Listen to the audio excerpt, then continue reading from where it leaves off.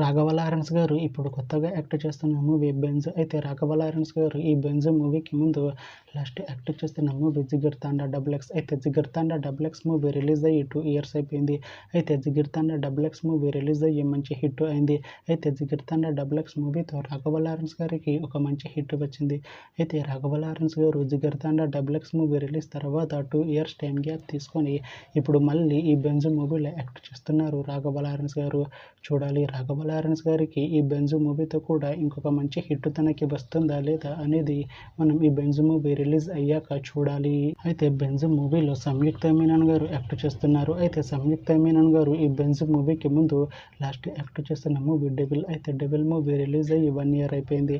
అయితే 'devil' movie release అయ్యి మంచి హిట్ అయింది. అయితే 'డెవిల్' మూవీతో సంయుక్త మీనన్ గారికి ఒక మంచి హిట్ వచ్చింది.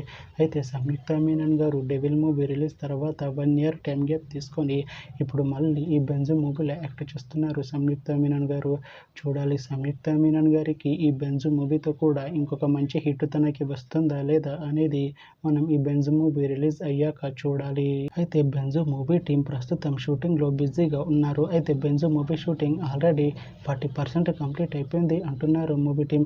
అయితే 'బెంజ్' మూవీ టీం మాత్రం చాలా కాన్ఫిడెంట్గా ఉన్నారు. ఈ 'బెంజ్' మూవీ మంచి హిట్ అవుతుంది అంటున్నారు మూవీ టీం. అయితే 'బెంజ్' మూవీని 2026లో రిలీజ్ చేసేలా ప్లాన్ చేస్తున్నారు మూవీ టీం.